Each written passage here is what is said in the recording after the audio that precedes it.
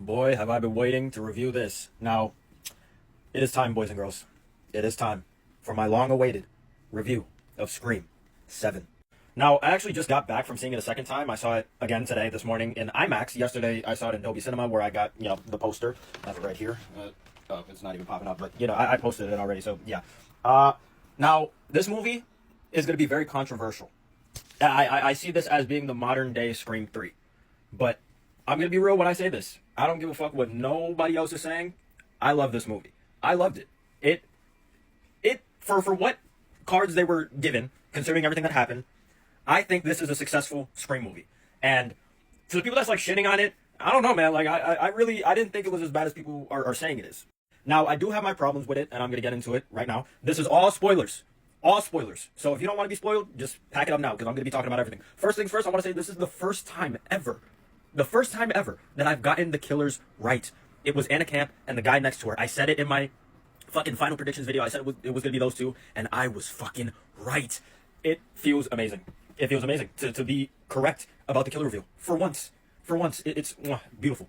That being said, Anna Camp and the guy next to her, I heard some reviewers say that his name was Marco. I'm not sure if that's correct or not, because I don't think they ever said his name like once throughout the whole movie. There ended up being 3 killers, by the way. A random guy named Carl who gets... I'm gonna get into it, but I'm gonna be honest. This probably has the worst Ghostface killers in the entire franchise, but everything leading up to that point was pretty good. I'm not gonna hold you. So let's get into it. First things first, the opening kill. I'm not gonna lie, this is like up there with one of my favorite opening kills. And in terms of like the 2 victims, we have Scott and Madison, played by Jimmy Tatro and Michelle Randolph. They were actually really good, to the point where it was like, wow, I actually give a shit about these people that I don't even know. Especially Scott. Scott was like, low-key, in terms of the new characters, he was probably the standout. Because he was just, it was the whole sequence at Stu's house, it was enjoyable. They turned it pretty much into like an experience. So they go in, they look around, there's a motion sensor, they showed it in the trailer. And they actually get a phone call and get asked, questions about a fake Ghostface. It was really fun. And they were really believable as a couple. I enjoyed Madison as well. And overall, that opening was just solid. Like, no complaints. It was actually pretty fire.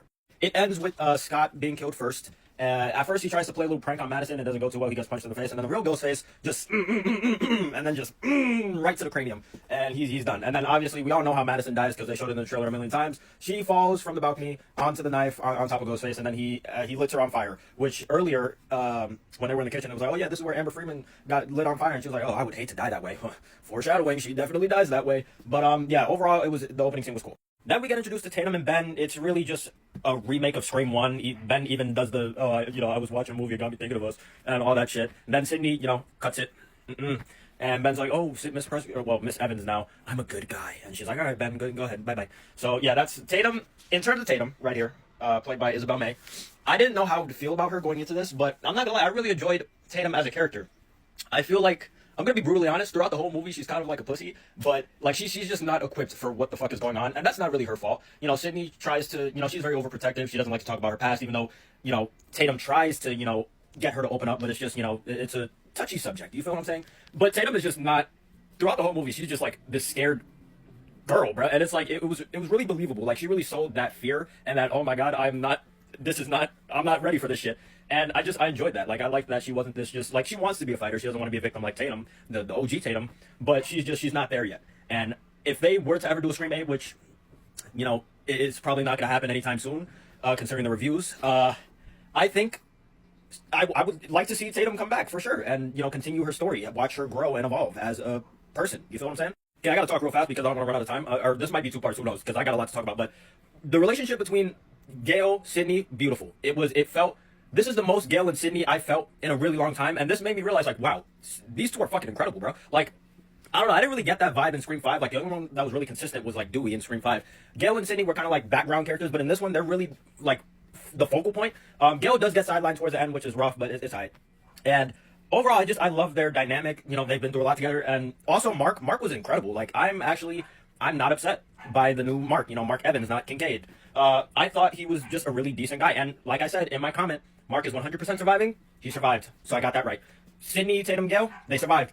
Mindy and Chad, now, they were sidelined a little bit, but for what they were given, I enjoyed it. The only thing I didn't like, they didn't bring up Sam and Tara. They brought up New York, but never Sam and Tara. So, like, is Chad and Tara not together? Like, what's going on? That's the only thing I didn't like. But besides that, it was solid. Another thing is, Roger L. Jackson as Ghostface, we barely got any phone calls. Like he barely has speaking lines, which, you know, again, that happened in Scream 3, but that was different. This was just like it felt like they weren't really giving him, like, Ghostface himself was there a lot, but Roger not so much. Chad and Mindy survived. Thank heavens. I thought one of them was going to get clipped, but thankfully they both survived. So word, happy about that. Everyone else gets fried.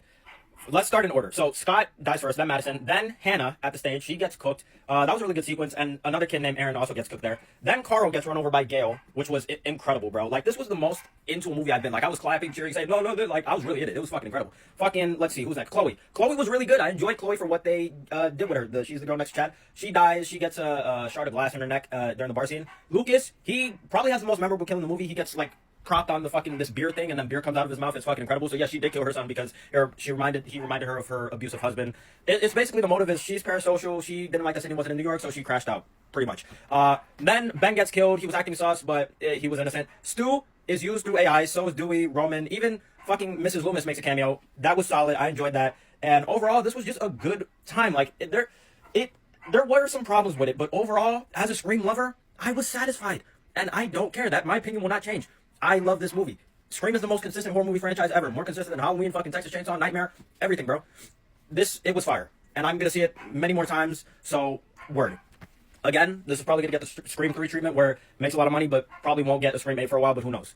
But, yeah, man, I'm satisfied. I love this franchise, and it did not disappoint me, which I didn't really think it was going to anyways, but, you know, yeah, that's it. Word.